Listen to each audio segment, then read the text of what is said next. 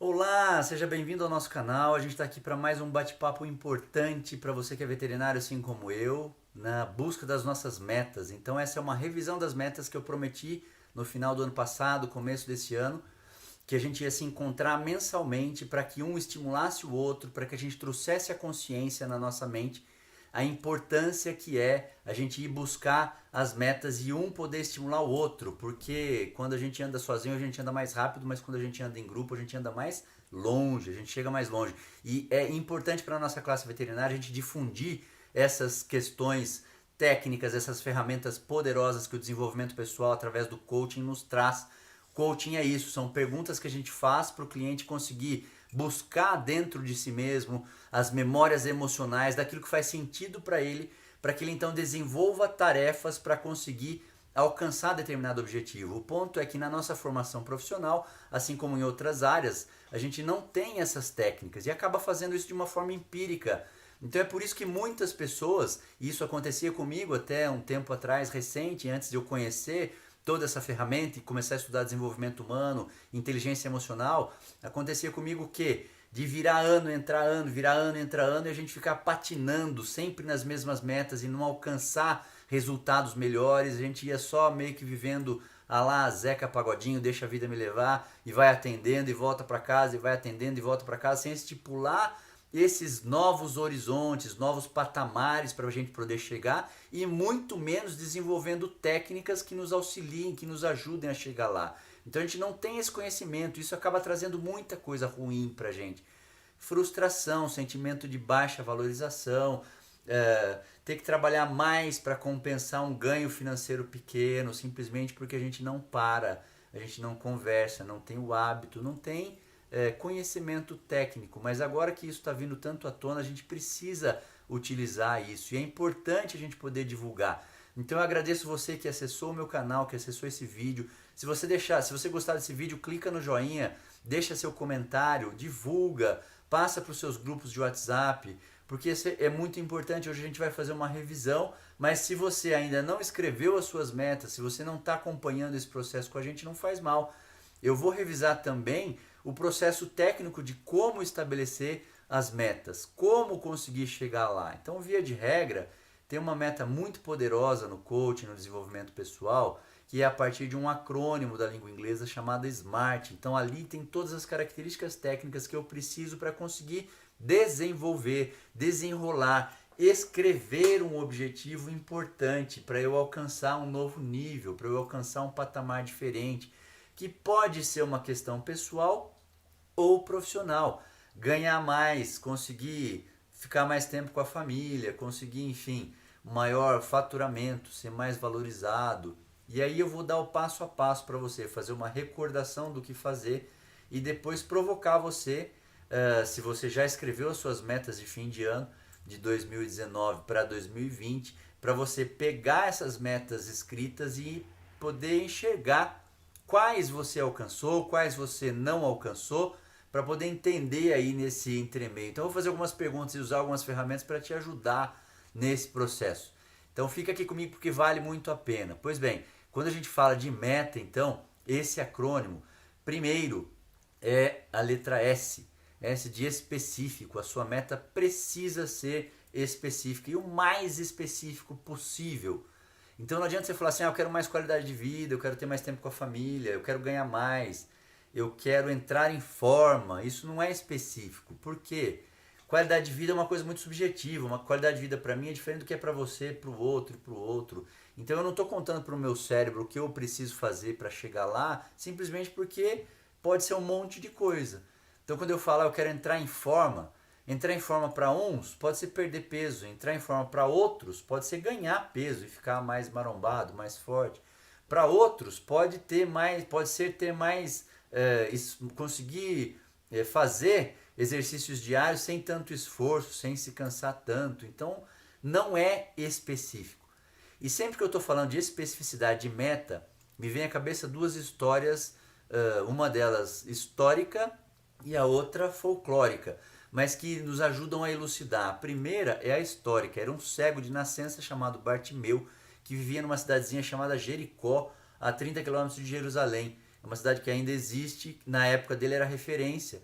E ele era cego, nunca tinha visto nada, portanto cego de nascença.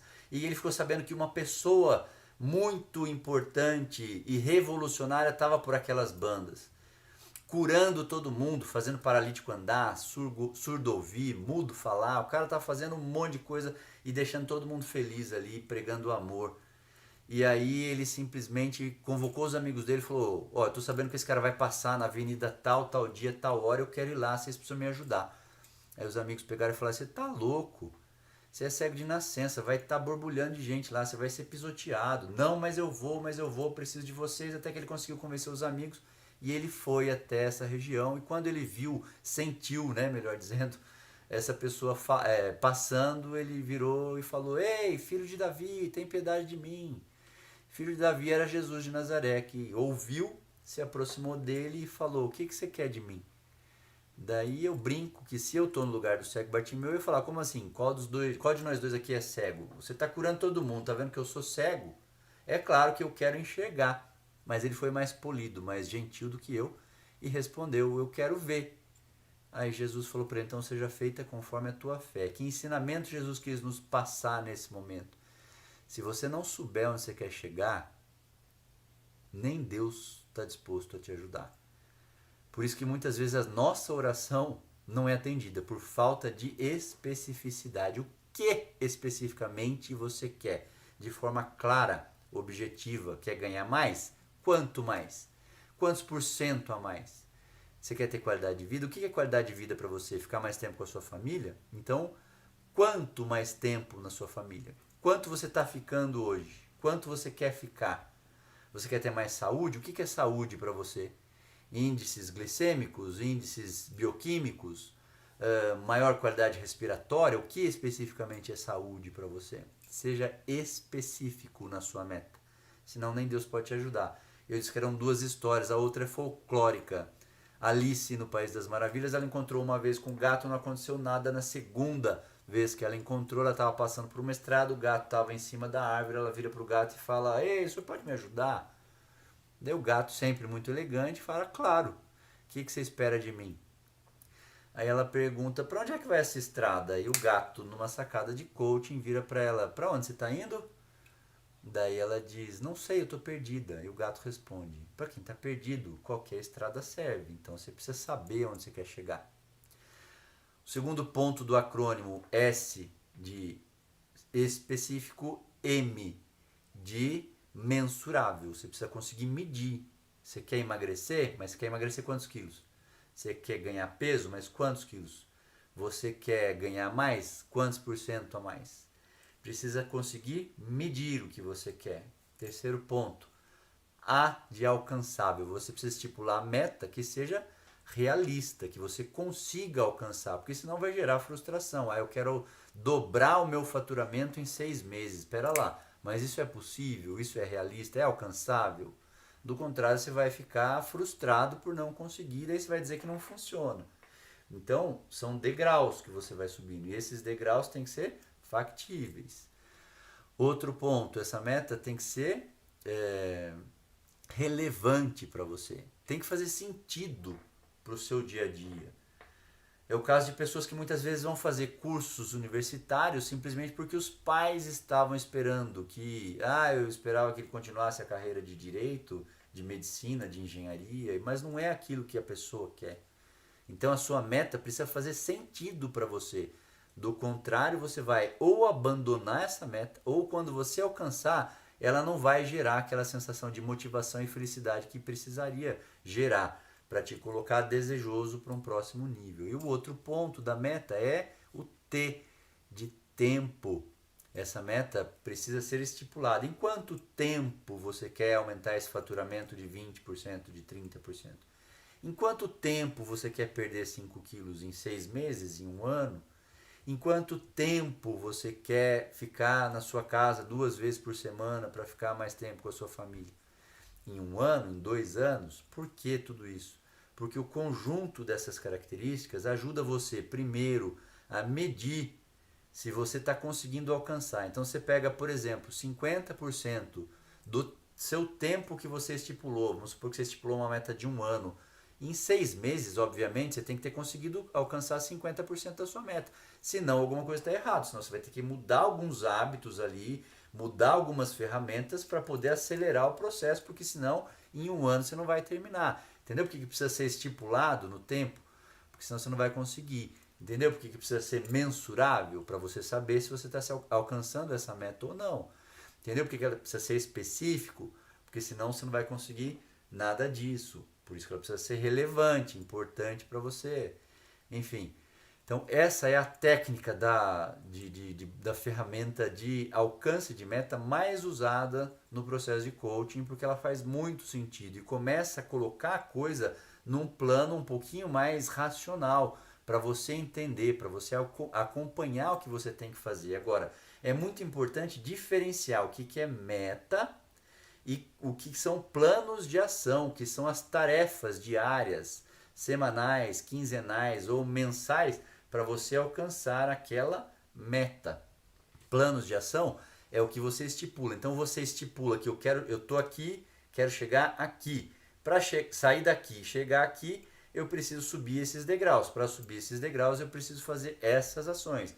Isso todo dia, isso uma vez por semana, isso uma vez por quinzena, isso uma vez por mês, para conseguir alcançar tudo isso. E é por isso que a gente se propõe a conversar sobre metas pelo menos uma vez por mês, para que a gente se lembre dessas coisas, desse processo, para que eu lembre vocês e vocês também me lembrem. À medida que eu falo para vocês, eu também vou lembrando das minhas metas, do que eu estou conseguindo e do que eu não estou conseguindo. É muito importante a gente poder ter essa interação, porque, de novo, sozinho a gente vai mais rápido, em grupo a gente vai mais longe. E a ideia é fazer a classe de profissionais veterinários crescerem, se desenvolverem e conseguirem um local dentro da nossa nação, do Brasil, que seja realmente o local que a gente merece, inclusive do ponto de vista financeiro. Então aí a gente para entender alguns processos, e uma das perguntas que a gente faz é medir o seu engajamento. Então, se você já estipulou as suas metas no final de 2019, começo de 2020 para esse ano,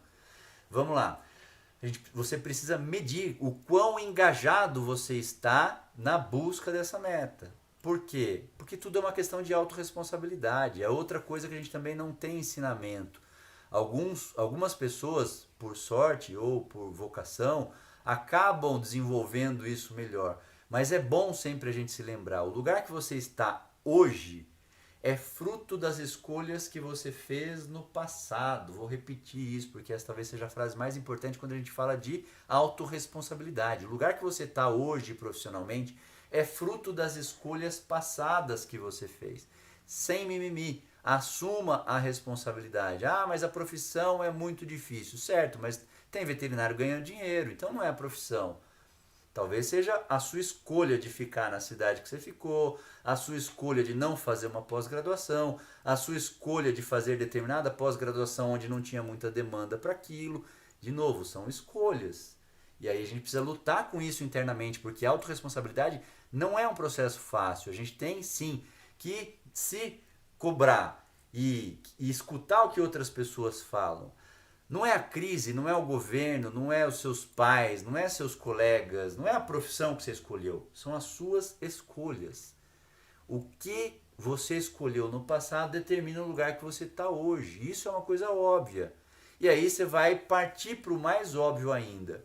Se o que eu escolhi no passado determina o lugar que eu estou hoje, onde você quer estar no ano que vem, daqui a 5 anos, daqui a 10 anos, vai ser fruto das escolhas que você fizer hoje. Portanto, se você tem respostas positivas, puta, hoje eu estou num lugar legal, eu estou satisfeito profissionalmente, financeiramente, o lugar que eu estou, então beleza, então continue usando os recursos que você usou no passado para fazer as suas escolhas até hoje. Agora, se você entende que você podia estar melhor financeiramente, profissionalmente, em termos de coleguismo, ou enfim, outros aspectos, então reveja as suas escolhas para fazer escolhas diferentes e mais positivas, para que no ano que vem, daqui a 5 anos e daqui a 10 anos, você esteja mais feliz e possa responder melhor, porque o lugar que você estará, então, vai ser um lugar que realmente você merece. E para isso, é preciso medir o seu nível de engajamento, quanto de fato você tem feito para alcançar o objetivo que você está buscando? De 0 a 10, coloque nota, coloque número, porque isso tira a questão de uma coisa intangível, subjetiva, para alguma coisa objetiva. Então, para eu estar financeiramente do jeito que eu queria estar, eu precisava trabalhar mais, eu precisava fazer uma pós, eu precisava fazer outras escolhas, ok. E quanto de 0 a 10 você se empenhou para fazer aquilo? Quanto de 0 a 10 você está se esforçando para conseguir fazer o que precisa ser feito para alcançar a sua meta? Isso pode ser uma resposta dolorida, só que se você não encarar isso agora, de novo, daqui a 5 anos você vai estar dando as mesmas respostas ou talvez piores. Isso leva a frustração, burnout, leva a uma série de questões profissionais é você que vai ter que pagar por isso, é você que vai ter que passar por isso. Então entender esse processo de autorresponsabilidade é o primeiro passo para você poder alcançar um patamar mais alto, algum lugar que você mereça estar no futuro. Então, de novo, qual tem sido o seu engajamento? E aí essas perguntas ativas, o que são perguntas ativas? A pergunta não é assim, você é feliz? Você gosta do seu trabalho? Você gosta do que você faz? A pergunta é, de 0 a 10, o que fiz o meu melhor para ser feliz hoje? Fiz o meu melhor de 0 a 10 para trabalhar bem? Fiz o meu melhor para ganhar o que eu queria hoje? Aí você tira um pouquinho a responsabilidade de terceiros, do cliente, do patrão, do governo, da crise, do coronavírus, de tudo mais. É uma responsabilidade sua. E é sua. Encare você ou não, mas é sua. Assim como as minhas respostas eu tenho. Algumas eu gosto, outras eu não gosto. Definitivamente eu não gosto. Então, precisa fazer uma lista, né, do que precisa ser feito. Então, entendido que meta é diferente de plano de ação, meta é o seu objetivo, o plano de ação é o que você faz para alcançar aquilo, são as tarefas diárias, semanais e tudo mais. Você vai olhar para as metas que você estipulou no final do ano e responder. Quais metas estão ok? Não, essa meta tá beleza, eu tô dentro do prazo, tá tudo bem, a minha meta é chegar aqui, mas eu já cheguei quase na metade, então tá bom, estamos quase na metade do ano, tá dentro do que você esperava. Essa meta aqui eu superei, às vezes acontece, puta, eu consegui fazer bastante coisa, me engajei com isso, eu foquei nisso, então o resultado que eu estou tendo hoje está melhor do que eu esperava. Já essas aqui não estão ok, estão aquém do que eu preciso para alcançar até o final do ano. E aí essa resposta tem que ser, de novo, bastante honesta de você com você mesmo, e daí você tem que começar a observar algumas questões aí que estão relacionadas a crenças. Veja bem, crença não é crença religiosa, crença é o que a gente acredita internamente e que a gente não percebe, porque está no hábito. Onde eu quero chegar com isso? Pergunte para você mesmo se nessa meta que você está distante de alcançar, ou talvez nessa meta que você tem engavetado, você tenha deixado para lá, pergunte o seguinte, você realmente acredita que você tem capacidade para alcançar essa meta? Segunda pergunta, você realmente acredita que você merece essa meta? Porque se você lá dentro de você responder que não acredita que você tem capacidade, puta, eu realmente estipulei essa meta, mas eu não acredito que eu tenho capacidade, que eu tenho talento para conseguir alcançar, ou eu não acredito que eu mereço essa meta. Você pode achar isso um absurdo, mas se você parar para observar, não é absurdo, porque a mente humana é extremamente complexa. E aí envolve uma série de emoções, dentre elas a culpa. Culpa pelos nossos erros passados, que a gente não se perdoa e você acaba evocando a todo momento, você traz a consciência, você acaba lembrando de vez em quando de alguns atos que você fez, dos quais você tem vergonha, e todos nós temos atos dos quais nós temos vergonha, se a gente tiver um mínimo de consciência, a não ser as pessoas que são psicopatas, quem é normal se arrepende de alguma coisa, se culpa por algumas ações que fez contra pai, mãe, professor, namorado, cliente, colegas, enfim. E essa culpa muito introjetada muitas vezes acaba se transformando na principal matéria-prima de autossabotagem. O teu subconsciente começa a trabalhar para que você não alcance aquele objetivo que você está buscando. Porque se você se sente culpado lá dentro, então é porque você não merece. Quem é culpado não merece ser premiado. Quem é culpado merece ser punido. E aí você acaba trabalhando de uma forma meio que sem perceber para não alcançar o seu objetivo. Porque internamente lá dentro você acredita que não merece aquela meta por causa daquele erro, por causa daquela questão com a qual você não consegue lidar, do passado, etc, etc. Então isso é muito importante porque isso traz à consciência algumas questões que a gente não lida no dia a dia, a gente não para se perguntar isso. Por isso a importância da gente conversar uma vez por mês sobre essas metas, para nos ajudar individualmente e também para nos ajudar coletivamente. De novo, a classe profissional veterinária precisa se incentivar uns aos outros para que a gente seja mais valorizado. Não adianta 1, 2, 5 veterinários serem reconhecidos porque são bambambam em alguma coisa se o resto não é valorizado. É uma questão óbvia. Se todo mundo colocar a consulta em R$ 200 por mês, todo mundo vai ganhar mais. E assim por diante. Então, se todo mundo crescer, a classe vai ser mais valorizada. Não adianta você pensar em você individualmente. O que nos trouxe das savanas africanas, portanto, dos primórdios da humanidade, não foi só a nossa esperteza e a nossa intelectualidade. Foi a coletividade. Esse é o principal, a principal arma que a gente usou desde então, desde que a gente virou de macaco para homem. Foi a coletividade. Se você coloca isso dentro da questão veterinária, é muito importante a gente pensar de forma coletiva e valorizar a classe como um todo, para que todos fiquem felizes. Voltando à questão da meta, pois bem, se você está aí mexendo, cavocando naquelas metas que você não tem conseguido desenvolver, ou porque se engavetou e já respondido essas perguntas de será que você realmente acredita que você tem potencial, capacidade para isso? A segunda pergunta, será mesmo que você acredita que você é merecedor desse objetivo que você se estipulou? Se você respondeu que não, procure um profissional, procure um coaching para você poder passar por esse processo. A gente tem diversas ferramentas para poder tratar essas questões de crença, de como você pode fazer para mudar a sua forma de pensar e de agir, para mudar a forma com que você lida com as suas emoções, que vão te ajudar a se desenvolver. Isso é fundamental, é a gente entender que, sim, a gente é humilde, veterinário é humilde para entender que tecnicamente a gente não sai formado da faculdade, para entender que a gente precisa de cursos de aprimoramento, pós-graduação, precisa de congressos, por isso que deu um boom de questões técnicas, de aprimoramento técnico na veterinária, porque a gente entendeu isso. Não tem nada de mais entender que do ponto de vista pessoal, para eu me desenvolver, eu também preciso de um profissional.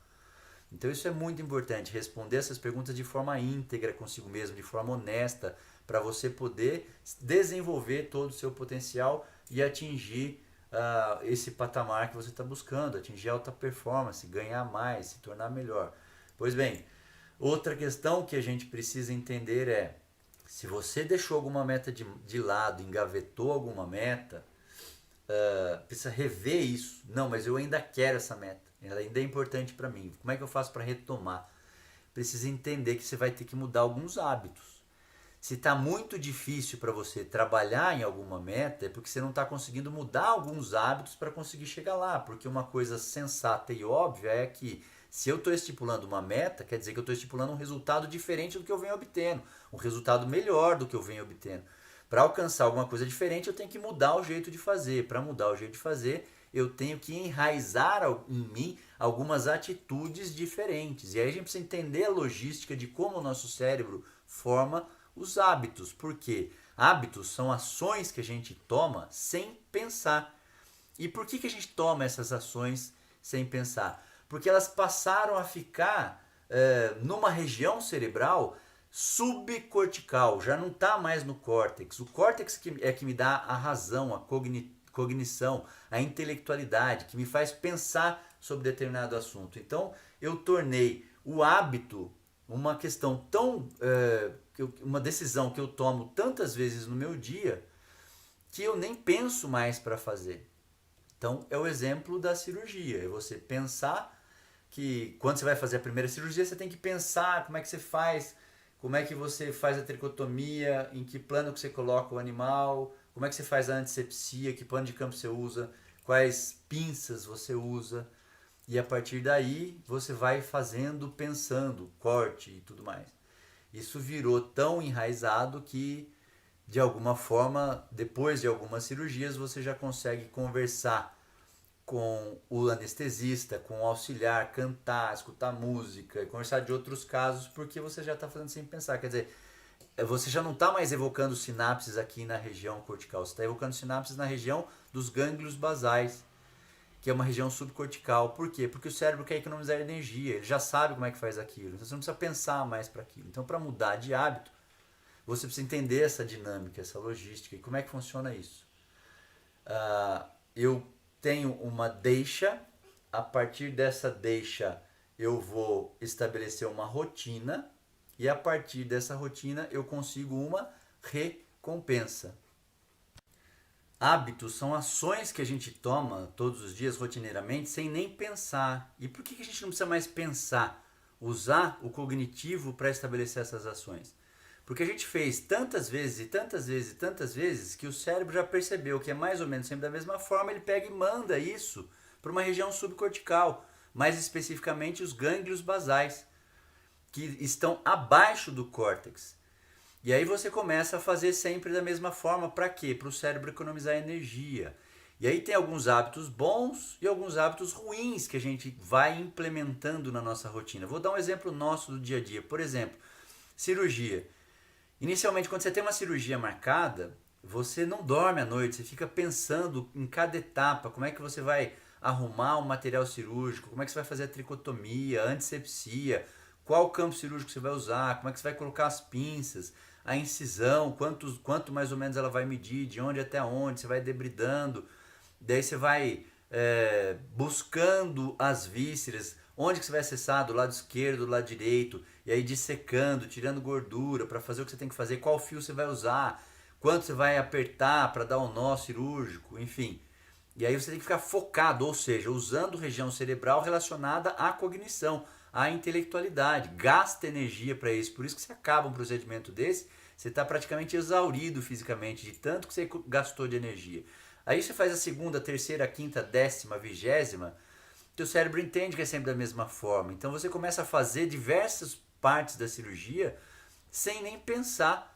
Você conversa com o anestesista, com o auxiliar, você vai conversando com todo mundo, a secretária, enfim, passa a virar uma rotina. Você não está usando mais a região cortical.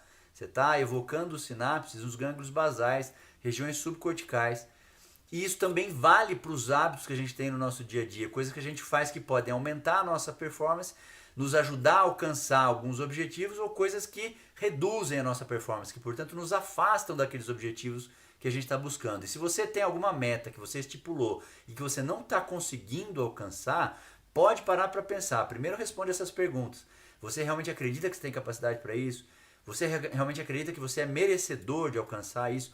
Isso é muito importante porque isso vai te dar motivação, vai te ajudar a trabalhar novos hábitos, hábitos mais saudáveis para você conseguir alcançar aquele objetivo. Outro exemplo prático, o hábito de fumar. Como é que a gente estabelece? Aliás, não só o hábito de fumar, mas todos os outros hábitos. A gente estabelece a partir de uma coisa chamada deixa ou gatilho.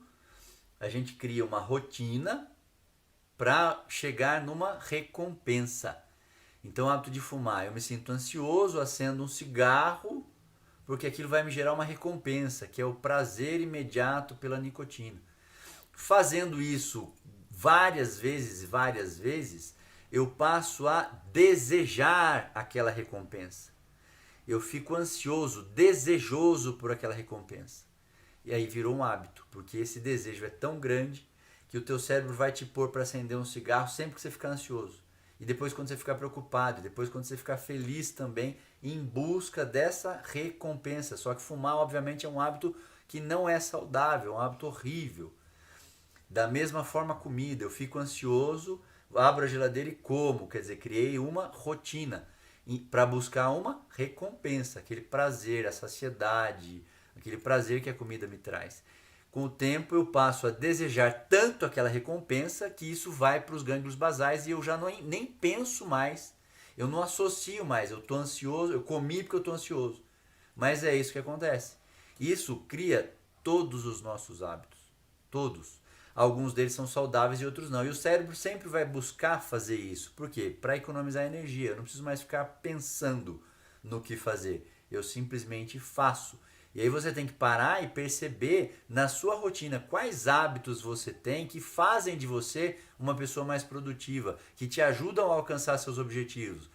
E quais hábitos fazem de você uma pessoa menos produtiva, que te afastam daquele objetivo específico. E aí você tem que mudar esses hábitos. E esse é o ponto. E como é que eu mudo esses hábitos? É possível? Desde que haja esforço. É assim com a disciplina. À medida que você vai treinando a disciplina, o que você está treinando? Hábitos saudáveis para te ajudar a alcançar um objetivo. De tal forma que quando você começa a fazer e fazer e fazer, o teu cérebro já associou uma coisa com a outra. Você não precisa mais pensar para fazer. Mas do ponto de vista prático, então, como é que eu mudo de hábito?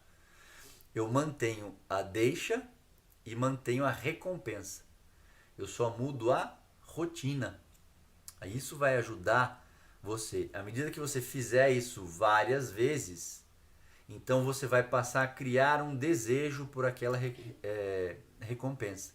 É assim que muitas pessoas emagrecem muito e mudam radicalmente de uma vida sedentária, que nada saudável, que come um monte de besteira. Depois você encontra esse cara, essa pessoa, depois de algum tempo, e ele tá magrão, malhado, naquela vibe de natureba, só come coisa natural e etc. Por quê? Ele manteve a deixa, manteve a recompensa, mudou a rotina. Ao invés de, quando ele está ansioso, nervoso, preocupado, ele comer, que era a rotina anterior para ter aquela recompensa, ele passa a ir na academia. E aí, à medida que ele vai na academia, aquilo vai gerando endorfina. Então ele passa a ficar ansioso, desejoso pela recompensa que é aquela endorfina, aquela sensação de bem-estar do exercício. Só que obviamente que ele tem que se esforçar. No começo custa, no começo ele não quer ir, aí ele tem que lutar contra ele, e aí ele acaba indo. E nesse processo de mudar essa rotina, você precisa de outras pessoas para te ajudar. E você precisa focar o seu pensamento. Só que depois de um tempo, a pessoa fica tão desejosa da endorfina que ela não consegue mais viver sem o exercício. Mantém a mesma coisa, deixa, rotina, recompensa. E no meio disso, esse desejo enorme por essa recompensa. Só que daí ele nem percebe mais que ele precisa ir, ele precisa porque agora ele estipulou um hábito saudável para conseguir nutrir aquela deixa, para ele ter aquela recompensa. Isso é fruto de estudos de diversos pesquisadores que estudam o hábito. Então você precisa entender na sua rotina quais hábitos, e daí você precisa parar e escrever. Então, de novo, que a gente fala muito no coaching, nas sessões, nos treinamentos, escreva, escreva, escreva, não tenha preguiça, por várias razões. Quando você foca a sua escrita, a sua cabeça para escrever o que você está pensando, para escrever as suas emoções, para escrever o que você está buscando, as suas metas, o que está funcionando, o que não está funcionando, primeiro você consegue manter o foco, porque se você só parar para pensar nisso, a cabeça, o cérebro, é uma máquina de pensamentos. Então você começa pensando que você quer aumentar o seu faturamento, então para isso você tem que aumentar o horário do banho e tosa, para isso você tem que atender mais, para isso você tem que fazer uma pós-graduação. Daí você lembrou que a pós-graduação é em outra cidade, daí você lembrou que você adora viajar, daí a tua cabeça foi lá pro mar, para Fernando de Noronha, naquela viagem que você fez com alguém que foi legal, que não... Pronto. Via de regra é isso que acontece com todo mundo que para ficar pensando nas coisas. Se não escrever, é isso que acontece. E aí tem um trabalho muito, muito legal de uma psicóloga escocesa, que me falha o nome agora. E ela trabalhou especificamente, de novo, relacionado a hábito, com pessoas idosas a partir de 68, 70 anos de idade, numa região, não lembro se foi da Escócia ou da Grã-Bretanha, daquele lado lá, e essas pessoas, via de regra, eram sedentárias e eram humildes do ponto de vista financeiro. E tinha acontecido o que com essas pessoas? Elas tinham quebrado, fraturado ossos da bacia ou do joelho. E aí são pessoas que então precisavam de cirurgia para recuperação, e todos vocês sabem que as pessoas idosas que precisam desse tipo de cirurgia, elas já precisam voltar a movimentar muito rapidamente, primeiro para não formar coágulo, segundo para não enrijecer a articulação, só que dói. Exercício no pós-cirúrgico, fisioterapia e tudo mais, dói, a dor é muito intensa, e por isso ela escolheu trabalhar com pessoas sedentárias, para não ter o viés, mas essas pessoas gostavam de malhar, eram pessoas ativas antes da cirurgia. Não, eram pessoas sedentárias e sem dinheiro. Por que sem dinheiro? Para trabalhar com pessoas que não tivessem realmente a questão do entendimento intelectual muito grande a partir daquela situação de vida. E dividiu essas pessoas em dois grupos. Um grupo controle, que ela só acompanhou, e o outro grupo que ela pedia para as pessoas escreverem quais exercícios, qual vai ser a sua rotina a partir de hoje, para você fazer esses exercícios e conseguir se recuperar dessa cirurgia. Então vamos lá, daí eles recebiam as recomendações dos médicos, dos fisioterapeutas, enfim, e daí eles escreviam. E aí ela pedia para essas pessoas serem específicas no que elas estavam escrevendo. Então escreva com detalhe, eu vou dar uma volta no quarteirão, vou levar uma blusa vermelha, porque caso faça frio, eu vou levar o meu analgésico no bolso com um pouquinho de água, porque se eu sentir dor eu já tomo o analgésico. Então percebe que além de ser específica, ela estava pedindo para essas pessoas anteverem as demandas, né? Pensarem no que poderia impedir essas pessoas de fazer aquele exercício. E essas pessoas descreviam com todos os detalhes possíveis. Eu vou dar uma volta no quarteirão e se eu encontrar o vizinho tal que fala demais, eu vou pedir licença já logo de cara, para eu não sucumbir à tentação de parar com o meu exercício e etc, etc. Outros diziam assim, eu vou levantar da cama e já vou dar 2 passos porque é o momento que mais dói quando eu levanto e é o momento que eu mais vou ser tentado a voltar e sentar no sofá. Então se eu já dei 2 passos, vai ficar mais difícil para eu voltar. Portanto, isso vai me encorajar a continuar o exercício, enfim. Essas pessoas foram muito específicas, esses velhinhos que participaram desse grupo. Resumo da ópera. Essas pessoas que escreveram o que elas fariam e que escreveram de forma específica, com os detalhes, se antecipando aos problemas que poderiam fazer com que elas sucumbissem à tentação de continuar o exercício, se recuperaram 3 vezes mais rápido do que aquelas pessoas controle que só pensavam no exercício que elas iam fazer para se recuperar no pós-cirúrgico. Vou repetir, as pessoas que escreviam o que iam fazer, portanto, escreviam os planos de ação, que é disso que a gente está tratando nesse vídeo, para alcançar a meta, de forma específica, antecipando as demandas, os problemas que podiam acontecer, se recuperaram 3 vezes mais rapidamente do que o outro grupo, que só pensava no que iam fazer de exercício físico. O que mostra que um hábito ridículo, que todos nós sabemos, escrever o que fazer, ser específico, descrever com detalhes e antecipar aos problemas que poderiam fazer com que a gente sucumbisse à tentação, fez com que as pessoas se recuperassem 3 vezes mais rápido. Aí eu pergunto para você, é hábito? Você tem hábito de escrever o que você está buscando? Escrever e deixar por escrito num diário, numa agenda, o que você quer da sua vida? Quanto você quer ganhar? Onde você quer trabalhar? O que você quer fazer? O que você quer ter de vida pessoal? Casar, ter filho, viajar e etc, etc. É hábito de pouquíssimas pessoas. Por isso que pouquíssimas pessoas conseguem o caminho da vitória. Conseguem alta performance, conseguem ganhar dinheiro e consegue um monte de coisa. Se você pega invariavelmente os veterinários que estão bem financeiramente, que prosperaram hoje, normalmente tem esse hábito de escrever a própria meta, de escrever o que vai fazer para alcançar a meta. Então por isso que eu estou chamando a atenção mais uma vez, hoje no mês de março, então já é a nossa segunda live, segunda conversa, segundo vídeo, para chamar a atenção das suas metas, se você tem feito o que você se propôs a fazer no final de 2019, começo de 2020, e vou continuar fazendo isso uma vez por mês, para chamar a sua atenção. Para que você, então, se você está esquecendo desse hábito de escrever, escreva. Com todas essas técnicas de estipular as metas e os planos de ação para você alcançar o que você precisa alcançar. Eu vou fazer algumas perguntas para terminar esse vídeo, então, que vão te ajudar a estabelecer essas metas e novas metas para você, enfim, colocar tudo isso dentro da técnica. Primeiro, o que você quer essencialmente?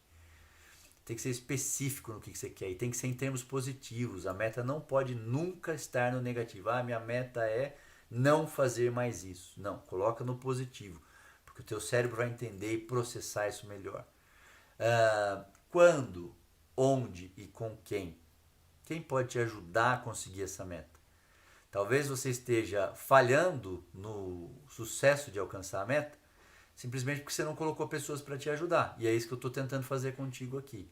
Provocar você, desafiar você para você alcançar o seu objetivo. Outra pergunta. A meta está centrada em você ou depende de mais alguém? Que é outra coisa que a gente também não para. Às vezes a gente simplesmente estipula as metas. Ah, minha meta esse ano é fazer uma pós-graduação em outra cidade. Beleza, você é casado. E daí, tua esposa te apoia? Se ela não te apoiar, você já imaginou o problema que você está comprando? E cada vez que você tiver que sair para viajar, para ir para pós-graduação, você já imaginou a dor de cabeça, a briga e etc? Então, se a sua meta não depende totalmente de você, estipule. Quantos por cento a sua meta depende de você? 70%? 60%? 80%? Pode ser uma estimativa. E esse restante aqui, esses 30%, esses 20%, depende de quem? Ah, da minha esposa. Aí entra uma outra pergunta. Então, o que você vai fazer para convencer essa sua esposa ou essa pessoa, seu marido, seu namorado, que você alcançar essa meta vai fazer dele também uma pessoa melhor? Ele também vai fazer bem para ele, porque você vai estar mais feliz, e ou vai aumentar a renda de vocês. Quais estratégias você vai usar para persuadir essa pessoa que depende desse restinho de coisa? Porque isso vai te ajudar muito. Por exemplo, se a sua meta, você é dono de clínica, a sua meta é aumentar o teu faturamento na clínica, obviamente que não depende só de você. Depende do teu tosador, do teu banhista, dos veterinários que trabalham para você, da tua secretária. Senão você fica com aquela meta achando que depende só de você, só que a tua secretária pode estar te sabotando lá na frente e você nem sabe. O teu tosador não está marcando mais horário de banho porque ele está cansado e ele não está gostando de trabalhar lá. Então você perde alguns aspectos importantes na busca dessa meta. Simplesmente porque você não parou e não respondeu essas perguntas. A meta depende só de você ou depende quantos por cento de você? E esses outros quantos por cento depende de quando? E quais estratégias você vai usar então para persuadir, para trazer essas pessoas para junto de você? Sua meta é alcançável? Foi o que a gente conversou no início do vídeo. Não adianta você pensar numa meta que não seja alcançável, que não seja factível. Isso vai gerar frustração. Sua meta é relevante, faz sentido para a sua vida, é importante para esse momento de vida, vai fazer você se sentir bem quando você alcançar? O que você vai sentir quando você alcançar esse seu objetivo? Que emoção você vai evocar dentro de você? Isso é muito importante. Outra pergunta, como é que você vai saber que você está alcançando o objetivo? Ou que você já conseguiu? Tudo isso você vai respondendo para te ajudar a criar estratégias para buscar essa meta. Outra coisa, o que impede você de alcançar o seu objetivo? Aí, escrevendo e estando ciente disso, também você gera outros planos de ação se antecipando a essa demanda.